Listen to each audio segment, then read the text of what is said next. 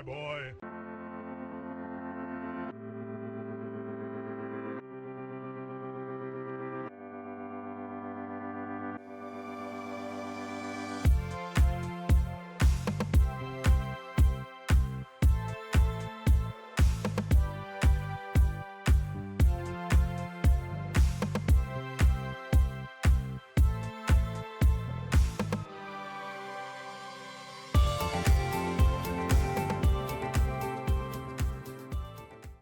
Hello all, and welcome back to the CDI Spotlight. I'm back from my short hiatus, and I'm ready to discuss more CDI games. Let's recap what I last spoke about: demonstration discs and Mystic Midway 2. The CDI demonstration discs are not exactly like the demo discs that we had on the PlayStation 1 and PlayStation 2. These demonstration discs were used to show off the entire game without having to provide a completed physical game disc. These demonstration discs only really seemed to hit the market when former employees sold off what they still had. The game I ultimately showed off on my demonstration disc was Mystic Midway 2. Mystic Midway 2 was a very weird rail shooter, but it had some decent FMV scenes. Not the best FMV or game that I've played, but not the worst either. Today's game is another good one, in my opinion. Today's game is The Apprentice. The Apprentice is a vertical scrolling platformer. That is, you move up and down as opposed to left and right. It's a unique take, and I honestly can't recall many games that do this. So how does The Apprentice hold up to other platformers? Is it a beginner's take on platforming, or does it prove itself to be a master of its genre? Let's find out. But before we do, let's talk about one of the cooler features of the Philips CDI. As you can see from the pictures on the screen, my copy of The Apprentice, shown on the left, is the European version of the game. I purchased this copy of The Apprentice from the Netherlands, mostly because of the price differential. The US copy goes for a crazy price, or at least it did when you could find a copy on eBay. I only bring this up because I wanted to showcase that the CDI can play games from other countries. I honestly really wish this was a feature for other consoles. Philips got it right when it came to their games. That being said, let's check out the game.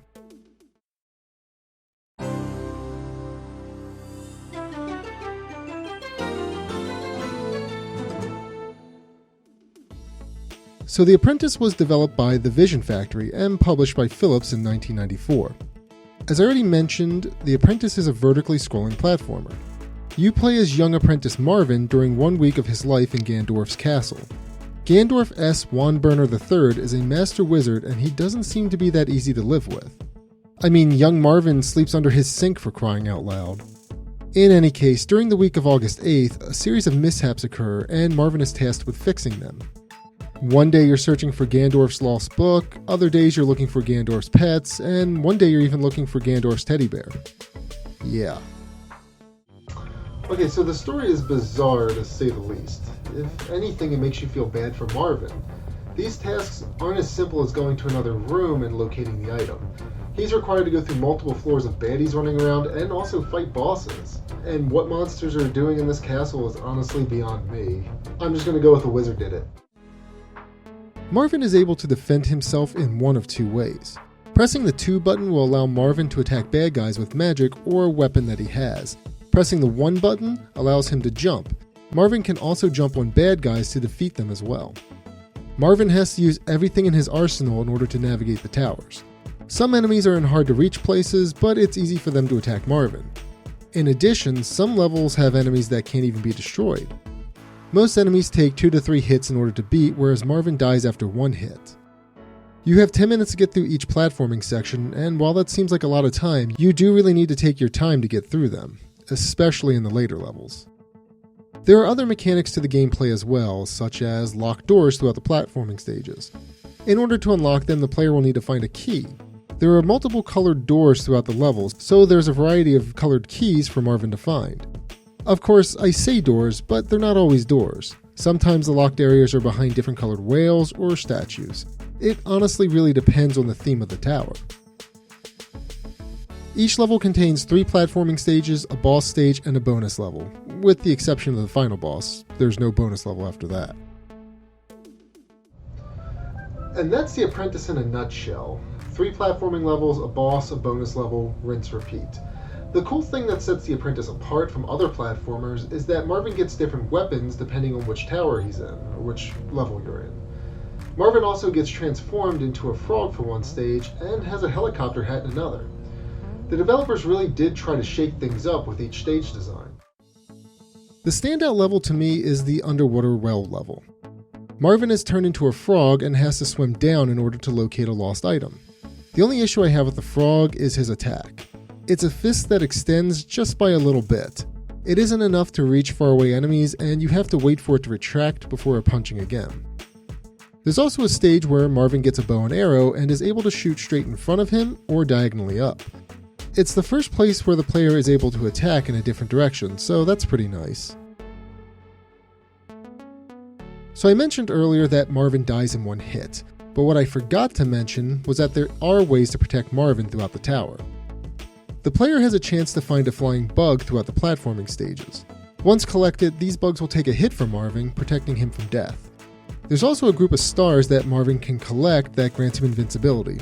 This only lasts for a short amount of time, but it allows Marvin to plow through enemies without getting killed. Think the invincibility stars that Sonic the Hedgehog can get in older titles. So even though this is a platforming game, there is a way to save your game. But for those of you that don't like a challenge, you're in luck. The Apprentice features a level select code that allows the player to pick from any level in the game, including bonus levels.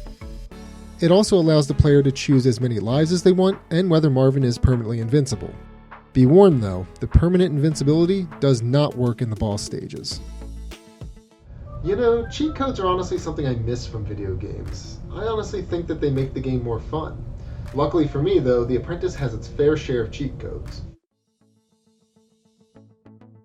For instance, let's say the player gets bored with the main game. There is a code that allows the player to play a minigame called Space Marvinators. It's basically the Vision Factory's take on Space Invaders, but it's still cool to see. There are also codes that the player can input at the game over screen that have various effects. The Apprentice actually features fatalities, animalities, and even nudalities. You heard me right, there's a game that actually features a nude code and it's on the CDI. That's something that was always talked about back in the day, and it's funny to see that a game actually added it in. Now, these codes are very hard to pull off, and it does take a bit of trial and error. I did manage to perform them all, but I won't post all of them here. It's been uploaded elsewhere, so if you're curious, go check it out. So when the ESRB rated this game kids to adults, they weren't kidding. Alright, back to the game itself. The Apprentice has cutscenes between each tower. The scenes are mostly static images with text that pops up on the screen to indicate who's talking. I say it's mostly static because there are things that flicker on the screen or the characters blink. It's basically a similar scene to Moses the Exodus where it's a static image, except at least Moses had voiceovers. Lack of voice acting aside, the artwork throughout The Apprentice looks amazing. Each level has a unique level design and unique sprites that make each tower stand apart from one another. The sprites are colorful and animate incredibly well. The game runs smoothly and has good controls as well. The jumps do fall on the floaty side at times though. There were multiple occasions where I just missed a floating platform and fell down a pretty far way. And this happened to me a lot in the bonus levels. There's only one main issue that I have with The Apprentice, and that's the combat. When you hit an enemy, there's really no indication that you hit them. And what I mean by that is that the enemies don't react to your attack. They just keep moving in the path that they're going on. In addition, given Marvin's one-hit kill mechanic, if you jump to a platform above you and don't see an enemy there, you're probably going to lose a life. The hitbox on Marvin is also enormous. This became super clear when I was fighting the second boss. You're stuck in a tight corner and you need to navigate around projectiles and the boss without getting too close. I know it sounds like a petty complaint the way I'm describing it, but hopefully the video can accurately describe what I mean. That being said, the bosses are relatively easy to beat, so I guess there's a fair trade-off at least. Speaking of bosses, some of them don't make sense to me, especially the final boss. I'm guessing this is a giant toy, which would go along with the motif of the final tower, but it looks like something that belongs in Patrikios and not The Apprentice. I guess the same could be said for the random pinup gals the developers added throughout the game though. One cool thing The Apprentice has going for it is its great soundtrack. The disc I have allows the player to listen to the audio on the CDI through its audio playback function.